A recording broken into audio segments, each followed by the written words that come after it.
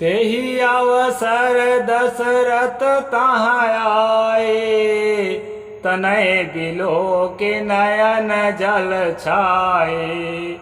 अनुज सहित प्रभु बंदन कीन्हा, आशीर्वाद पिता तब दीन्हा। तात सकल तव पुण्य प्रभाव, जीत्यों अजय निशाचर राऊ। सुन सुत बचन प्रीत अति बाढ़ी, नयन सलिल रोमावली ठाढ़ी। नमस्कार दोस्तों, मैं अविनाश दास रेशनल कबीर यूट्यूब चैनल में आप सबका हार्दिक स्वागत करता हूं। दोस्तों, अभी आपको मैंने रामचरितमानस की कुछ चौपाइयां सुनाई। साथियों, आप सोचते होंगे यहाँ पर मनुस्मृति पर स्ट्रीम कर रहे हैं तो रामचरितमानस बीच में कहाँ से घुस के आ जाता है। मित्रों, ये किताबें एक दूसरे की पूरक हैं। अभी हम लोग पढ़ रहे हैं मरने के बाद मरे हुए पितरों को पिंड कराने के लिए जो है किनका चयन किया जाए। इसमें पंक्ति दूषित ब्राह्मण और पंक्ति पावन ब्राह्मण, दो तरह ब्राह्मणों का मैंने 2-3 दिन से विस्तार पूर्वक बताया है। आप लोग समझ गए होंगे, और जो नहीं समझे होंगे दोस्तों तो पिछले स्ट्रीम जरूर देखें, क्योंकि उसी बात को दोहराऊंगा तो समय ज़्यादा लगेगा।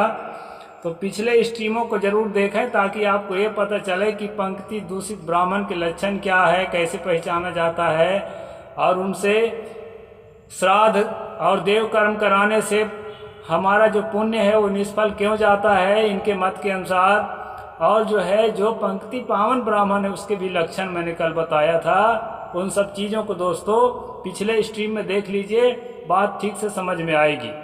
और जो साथी सब्सक्राइब नहीं किए हैं सब्सक्राइब जरूर करें भाई, ताकि मेरा चैनल ग्रो होए। अभी तक मोनेटाइजेशन तक नहीं हुआ है, पिछड़ा है मेरा काम। आप लोग कृपा करेंगे तो मैं आगे बढ़ जाऊंगा, और आप लोग ही आगे बढ़ रहे हैं ये समझिए, क्योंकि ये जो है ना समाज का काम है। मैं समाज में जन जागृति फैलाने के लिए चैनल चालू किया हूँ। तो दोस्तों, ये जो चौपाइयाँ मैंने पढ़ी है, ये चौपाइयों का अर्थ है कि राम जी लंका विजय कर चुके हैं। लंका विजय करने के बाद ये देवता आया, वो देवता आया, ब्रह्मा आए, ये आए, वो आए, और उनके दर्शन किए, क्योंकि वो भगवान है ना भाई। इसके बाद दशरथ जी आ गए, और दशरथ जी जो है ना उसी समय मर चुके थे जिस समय जो है ये ग्रह त्याग किए थे। मतलब ग्रह त्याग नहीं किए थे, वनवास इनको जो है एक आदेश मिल गया था जंगल में जीवन जीने के लिए 14 साल के लिए। उसी समय थोड़े ही दिन में दशरथ मर चुके थे, और उसकी खबर भी भारत के द्वारा पहुंचाया जा चुका था। लेकिन लंका विजय के बाद फिर यहाँ दशरथ प्रकट हो गए। साथियों, ये प्रसंग ये बताना चाहता है कि मरने के बाद भी मनुष्य का अस्तित्व उसी तरह से होता है, उसके रिश्ते, उसके संबंध उसी तरह के होते हैं। इसलिए उनको पिंड दान करना जरूरी है, और पिंड दान उनको जब करेंगे, श्राद्ध जब करेंगे, तभी वो तृप्त होते हैं। इस बात को मजबूती से साबित करने के लिए, जस्टिफाई करने के लिए इस प्रसंग को मैंने यहाँ पर रखा है, ताकि जो है ये लोग कैसे जस्टिफाई करते हैं अपने फर्जी स्टेटमेंट को, वो आपको समझ में ठीक ठीक आ जाए। ये धर्म का धंधा बहुत जो है दोस्तों बहुत बारीक है, इसलिए हमारे पुरखे जो है फंसते चले गए, और हमारे लोगों में अभी भी बहुत लोग फंसे हुए हैं। जो मेरे जैसे आदमी की संगत में आ गए ना, वही लोग जो है इससे अपने आप को निकाल पाते हैं। तो दोस्तों, अब हम ये समझने की कोशिश करेंगे कि राम के पिता तो वहाँ आ गए थे मरने के बाद, लेकिन आपके मम्मी पापा जो मर चुके हैं, दादा दादी, वो कोई आते नहीं हैं उस तरह से जैसा इसमें दिखाया है। इसमें सिर्फ इतना दिखाया है कि मरने बाद भी होते हैं, और जो नहीं आया है उसको यहीं से खिलाना है। ब्राह्मण का मुख ही देवता का मुख है, और ब्राह्मण की मुख ही आपके पुरखों का यानी पितरों का मुख है। उसी के मुख से जो है वो खाते हैं। तभी उनका जीवन चलता है। इसलिए रोज खवाओ बुला बुला के हलवा पूरी। तो हम आगे चलते हैं दोस्तों। अब तो ये समझ ही चुके हैं कि पंक्ति पावन ब्राह्मण कौन है और उसके लिए अब उनको क्या करना है, ये आगे हम देखते हैं। सोमपानाम विप्राणाम क्षत्रियाणाम हविर्भुजा वैश्यानामापाज्यानाम शूद्राणाम चो सुकालिनः। ब्राह्मण के पितर सोमप, क्षत्रियों के पितर हविष्यमंत, वैश्यों के पितर आज्यप और शूद्रों के पितर सुकालीन है। ये पितरों के जो हेड होते हैं, हमारे पुरखों के जो सबसे प्रमुख हेड होते हैं, वो जिंदा हैं और लोग भी जिंदा हैं, लेकिन वो उसी के अंडर में रहते हैं। ऐसा कुछ है इसका मतलब। तो जो है ये पितरों का नाम दिया है।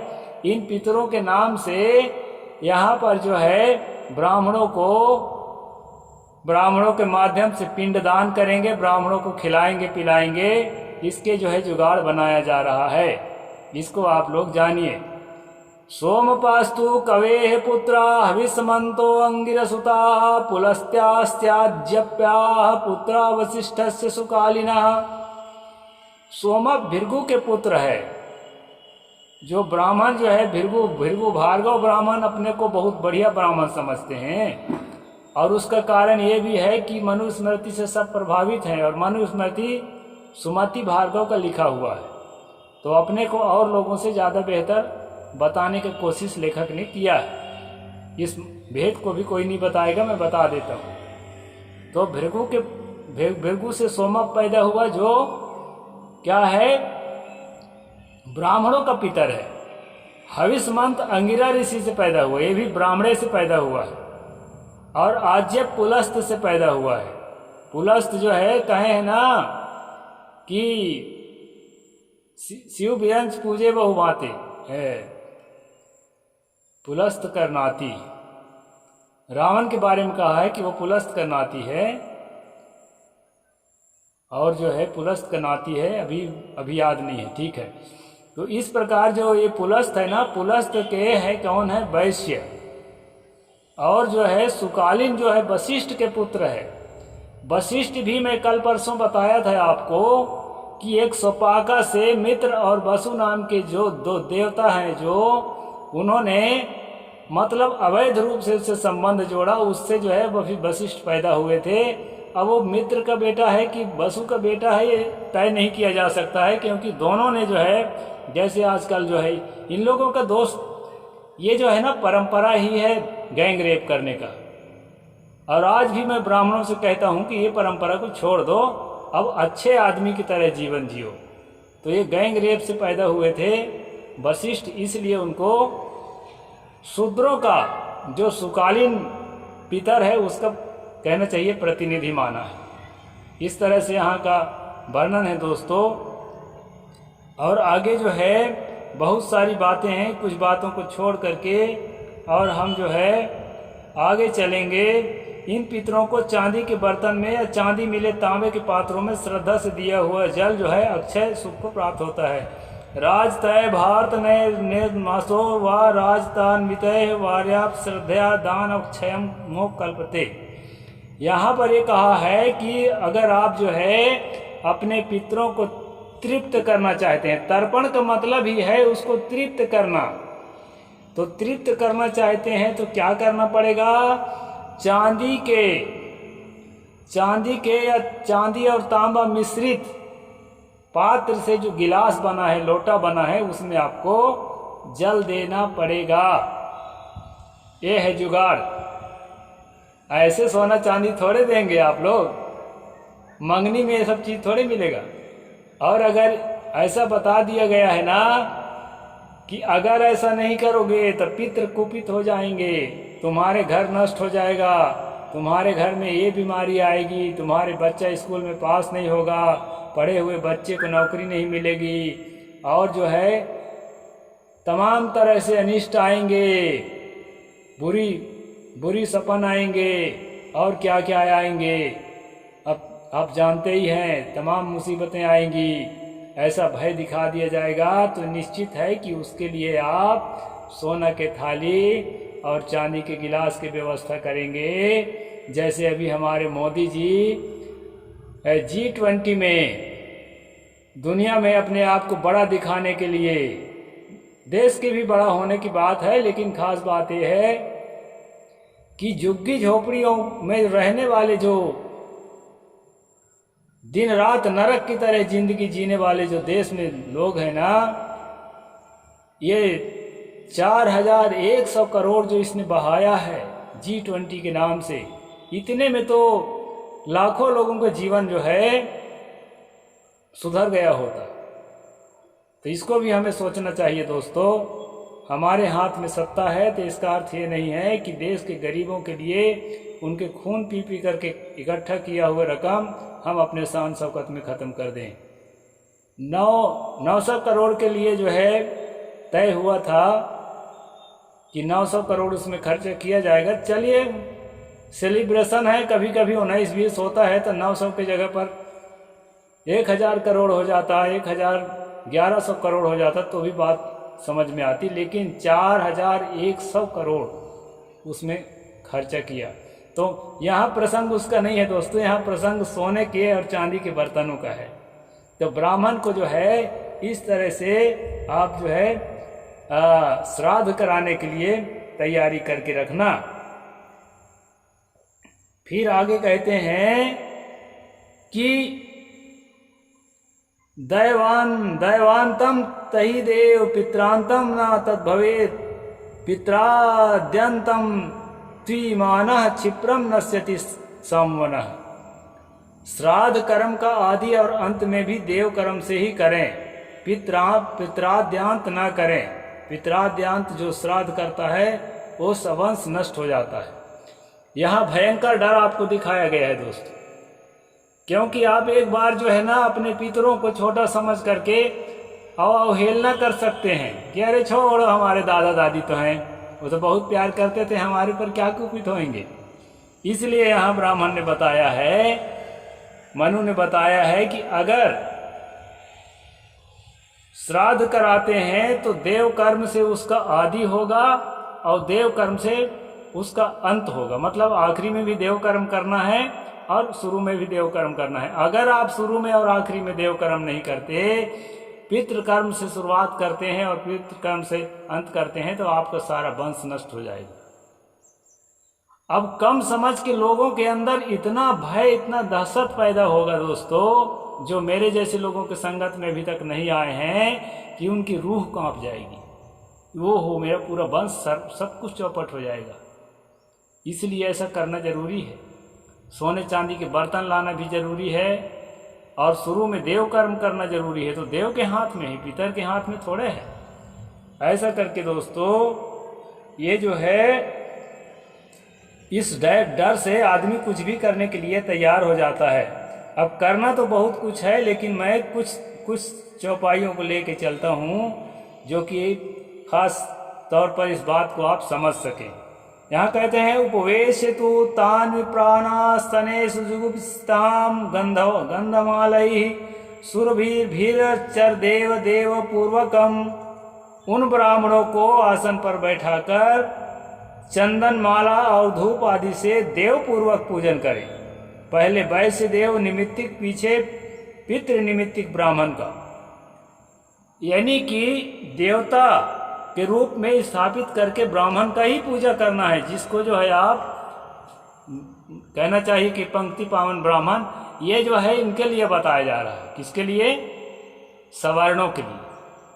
क्षत्रियों और वैश्यों जिसके पास ज्यादा पैसा होता था उस जमाने में, आज भी होता है, लेकिन उस समय तो शूद्रों के पास पैसे नहीं होता था, तो शूद्रों को सौंप दिए थे किसको? पंक्ति दूषित ब्राह्मणों को, ताकि जो है इनको पुण्य भी ना मिले उनके हिसाब से, और जो है इनको पैसा कम मिले। ये चक्कर था दोस्तों। तो इस प्रकार यहाँ पर बताया है कि धूप दीप आदि से माला पहना करके उसकी पूजा करें। तेषाम उत्कामानी संपितृ समानपि अग्नौ कुर्यादनु ज्ञातो ब्राह्मणो ब्राह्मणैः सह। ये 210 नंबर है। उन ब्राह्मणों को तिल और कुश से अर्घ देकर उनकी आज्ञा लेकर श्राद्ध करता अग्नि में मंत्र पूर्वक होम करे। मंत्र भी पढ़ना है, मंत्र ब्राह्मणे पढ़ेगा, क्योंकि मंत्राधीनम देवा और देवाधीनम और क्या क्या है, फिर आएगा तो बताऊंगा। मुझे याद कम रहता है, मैं देख देख के इसीलिए स्ट्रीम करता हूँ। तो इस प्रकार से जो है दोस्तों ये ऐसा इनका विधान बताया है, और जो है इस प्रकार उनको पूजा करना है। फिर पूजा करने के बाद जो है उनको खिलाना पिलाना है, और उनको खिलाएंगे पिलाएंगे तभी आपको जो है यहाँ कहा है ध्रियमाणे तो पितरम पूर्वेशाम निर्वपेत विप्रवद्वासपि तम श्राद्धे त्वमक पितरमासेत। यदि पिता जीवित हों तो पितामह आदि पितरों का श्राद्ध करें और उन्हीं को पिंड दें, और अपने जीवित पिता को ब्राह्मण के स्थान में भोजन कराएं। यानी पिता को जो जिंदा है उसको नहीं पिंडदान करना है, जो मर चुका है उसको करना है। उसके पहले वाले जो पूर्वक मर चुके हैं उनको करना है, और ब्राह्मण को जितना सत्कार करते हैं उतना पिता का भी सत्कार करें। यहाँ पिता का सत्कार करने के बाद जो मनु ने कहा है दोस्तों, इसके हम समर्थक हैं, और जो है हम तो चाहते हैं कि पिता का ही समर्थन करें, दादा दादी का ही समर्थन करें। जो जीवित हैं, जब तक जीवित हैं तब तक ही उनका जो है सेवा करें, उनको प्रसन्न रखें, उनको प्रसन्न रखने की पूरी कोशिश करें। और कुछ अटपट व्यवहार अगर करते हैं दोस्तों, मैं कई बार उदाहरण देता हूं, जब पूरी पुरानी मशीन हो जाती है ना, सिलाई मशीन या मोटरसाइकिल या कुछ भी कोई भी मशीनी चीज़ जब पुरानी हो जाती है तो उसमें से नटखट की आवाज़ ज़्यादा हो जाती है, उसकी चाल धीमी हो जाती है, और उसके काम नुकसानदायक भी होते हैं। पुराने मशीनों में कई नुकसान हो जाता है। इसी प्रकार हमारे घर के जो बड़े बूढ़े हैं, उनकी जो बुढ़ापे में मशीन पुरानी हो गई है, मस्तिष्क की मशीन, स्पाइनल कार्ड की मशीन, इंद्रियों की मशीन, तो उनसे कुछ नुकसानदायक काम हो जाए, नुकसानदायक बात, अनसुहाती बात बोल दें, अनसुहाती सोच सोचें, तो उनको दोस्तों पुरानी मशीन समझ करके और जो है दिमाग से बाहर निकाल दें। उसके लिए मन में जो है द्वेष कलह की भावना मत लाएं। यही सच्ची श्राद्ध है। और जीते जी ठंडा पानी, गर्म पानी, नहाना धुलाना, दवा पानी, जो भी ज़रूरत पड़ता है, हम बहुजनों को, हम रैशनल लोगों को, तर्कशील लोगों को सेवा करना है। तर्कशील का मतलब ये इतना श्रद्धा ही नहीं है, हमको प्रकृति ने श्रद्धा दिया है, आस्था दिया, हमारे अंदर ये सब चीज़ें हैं, लेकिन उसको हम कहाँ प्रयोग करते हैं ये मायना रखता है। दोस्तों हमको जिंदे में प्रयोग करना है, माता में, पिता में, और दादा दादी, नाना नानी जो भी हो, या पड़ोस में भी कोई बूढ़ा बूढ़ी हो, उसमें अपने श्रद्धा का प्रयोग करना, अपनी आस्था का प्रयोग करना, उसमें जो है अपने सेवा भाव का प्रयोग करना, अपने दिल की कोमलता का प्रयोग करना, यही सच्ची श्राद्ध है। और जो है इसके अलावा श्राद्ध के नाम से जो नाटक हम लोग करते हैं वह पूरा के पूरा 100% ढोंग है। दोस्तों मैं जगाने के लिए ये सब कुछ बताता हूँ, ये मत समझिए कि मैं जो है प्रमोट कर रहा हूँ कि ऐसा करना है, ऐसा करना है नहीं, ऐसा करना छोड़ना है। ये जो है एक वर्ग विशेष का व्यापार मात्र है, पेट धंधा मात्र है। और वो वर्ग विशेष भी मैं कल बताया था कि इस धंधा को पसंद नहीं कर रहा है, वो जान रहा है कि जनता जाग रही है, अब हमारा ये धंधा चौपट होने वाला है, झूठ का धंधा ज़्यादा दिन नहीं चलेगा, इसलिए वो जो है ना कलेक्टर कमिश्नर बनने के चक्कर में आ गए हैं, प्रोफेसर बनने के चक्कर में आ गए हैं। और आप लोग जो है ना, आप लोग जो है अभी भी जो है वहीं के वहीं रहने के लिए तैयार हैं। इसलिए मैं बार बार आप लोगों को प्रेरित करता हूं मनुस्मृति के माध्यम से, रामचरितमानस के माध्यम से, कि ये जो है ढोंग लिखा हुआ है, इस ढोंग से हम अपने आप को मुक्त करें। पूरा दुनिया को मुक्त हम नहीं कर सकते, लोग झगड़ा करेंगे, हम छोटे लोग हैं। अभी स्टालिन के लिए कितना झंझट पैदा हो गया, स्वामी प्रसाद मौर्य के लिए, वो बड़े बड़े मंत्री हैं तो संभाल लेते हैं, अरे हम लोग तो छोटे मोटे आदमी हैं ना, हमें तो कीड़ा की तरह रगड़ दिया जाएगा। इसलिए हम अपने जीवन को ठीक करें, अपने परिवार के सदस्यों को, अपने प्रेमियों को ठीक करें। हम अपने लोगों के लिए पर्याप्त हैं और दूसरे लोगों को भी हम संदेश तो दे ही रहे हैं कि बुराई से अपने मन को निकालो और जो है बुरे लोगों से अपने आप को अलग करो और सत्य को समझो, अंधविश्वास से, पाखंड से निकल करके तर्कशील बनो। ऐसा तो हम दिन रात कह ही रहे हैं। अब इसमें भी कोई यानी तकलीफ झेलना पड़ेगा तो हम फिर तैयार हैं, फिर क्या करेंगे।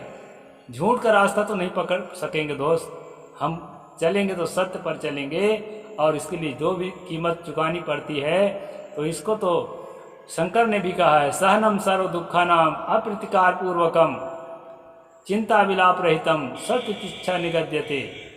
तो इन किताबों में भी ऐसी बातें हैं जिनको हम स्वीकार करते हैं कि हमें जो है हर स्थिति को झेलते हुए सत्य का प्रचार करना है और सत्य ही हमारा लक्ष्य होना चाहिए। दोस्तों समय ज़्यादा हो रहा है। साहिब बंदगी, जय जोहार, जय भीम, जय संविधान।